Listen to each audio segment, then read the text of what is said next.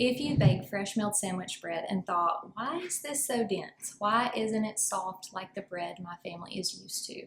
This video is for you. Because yes, you can make soft sandwich bread with 100% fresh milled flour. You don't need to mix white flour back in, you don't need to give up, and you definitely don't need to settle for dry, heavy loaves. But you do need to make a few adjustments. And so today I'm going to show you 5 keys to getting soft, sliceable, everyday sandwich bread using fresh milled flour.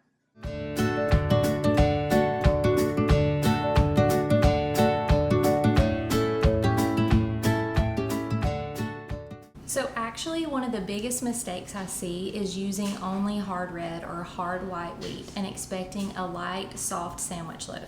So hard red wheat is actually wonderful, it's hearty, it's strong, it's deeply nourishing, but it's also heavier.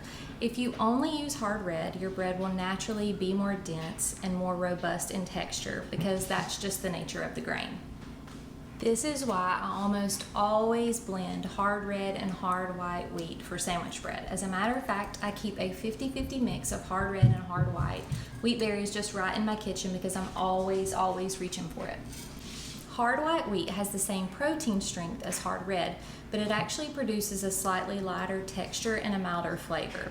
When you combine the two, about 50-50, you get the structure you need for a good rise, the nutrition of a whole grain loaf, and a softer, more balanced crumb or texture in your bread.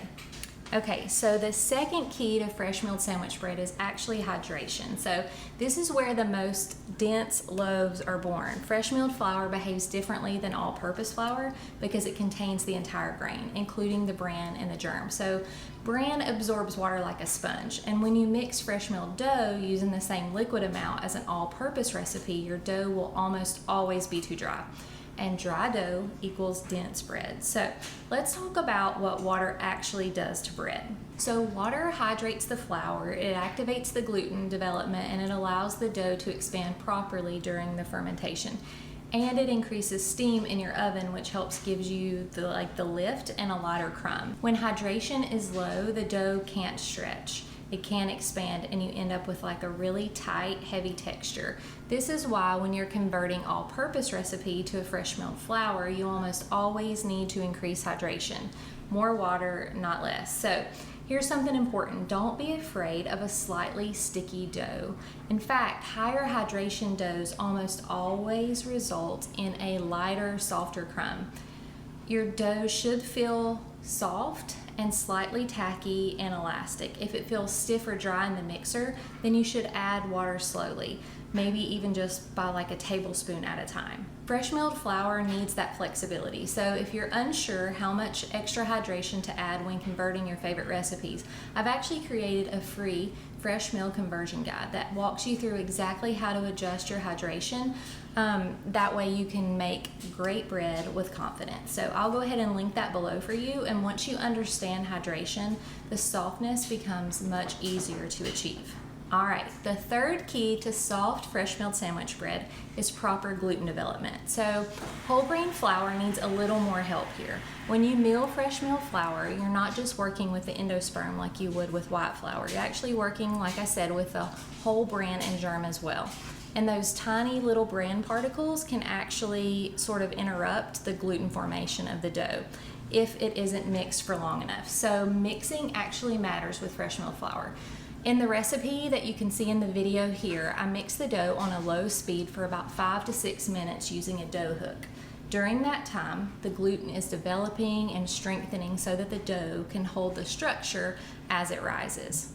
If you stop mixing too early, then the dough won't have enough strength to trap the gases that are produced during the fermentation time. And that's when you end up with like a really dense loaf. You'll know that the dough is ready when it pulls away from the sides of the bowl and just forms like a cohesive ball that feels elastic but also soft. The gluten development is what allows your dough to rise really well and gives you a softer crumb that you're looking for in your sandwich bread.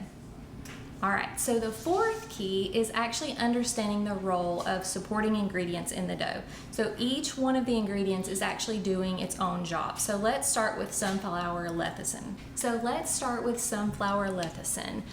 This ingredient is technically optional, but it makes a noticeable difference in the texture.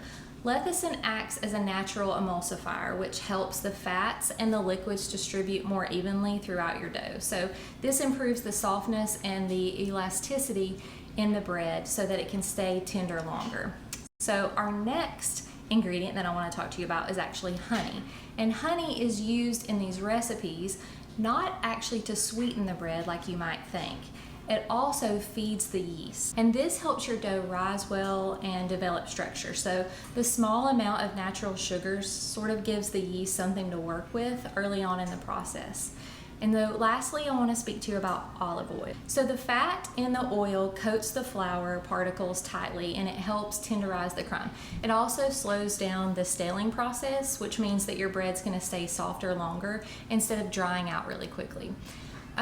Each of the ingredients that we've talked about is working together to support the structure of your loaf. So if you want to try this exact recipe, then I've linked the full fresh milled sandwich bread recipe that I use every week, sometimes twice a week, below so that you can follow along step by step.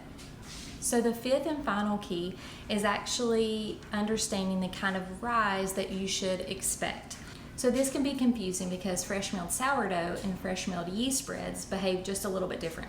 So when you're baking sourdough with fresh milled flour, you usually won't see that same dramatic rise that you might see with white sourdough bread. So whole grain flour is actually heavier, and the bran naturally weighs the dough down just a little bit. But this recipe uses yeast, and with yeast, you actually should see a good rise.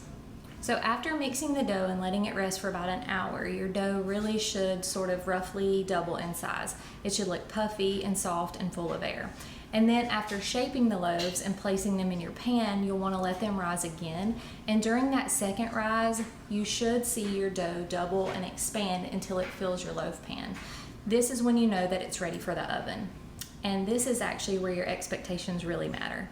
Homemade bread texture is not store-bought bread, so it won't have the exact same texture, and honestly, that's a good thing. So fresh milled bread is more nourishing, it's more satisfying, and in my opinion, the flavor far surpasses anything that you'll find on the grocery store shelves. So once you understand what to expect from whole grain bread and stop chasing that store-bought result, you can really start appreciating how good real bread can be. So if your fresh milled sandwich bread has felt dense in the past, remember these 5 keys. Number 1, blend your wheat strategically. Number 2, don't be afraid of higher hydration. Number 3, mix it long enough to build that structure. Number 4, use ingredients that support softness like oil, honey, and sunflower lecithin. And then understand what kind of rise that you're going to expect. When you combine those things, fresh milled whole grain bread can absolutely be soft, sliceable, and something that your family reaches for every day. If you'd like to try this exact recipe, I've linked the full fresh milled sandwich bread recipe below so that you can follow along with it step by step. And if you're still figuring out how to convert your favorite recipes from all-purpose flour to fresh milled flour without ending up with dense loaves, I have a free fresh milled conversion guide that walks you through hydration, structure, and adjustment so that you can bake with confidence. And you can grab that as well. And lastly, if sourdough with fresh milled flour is something that you want to master, my course Grain to Loaf takes you from choosing grains all the way to baking beautiful loaves like the ones that you see here in the back with fresh milled flour. So thanks for baking along with me today, and I'll see you in the next video.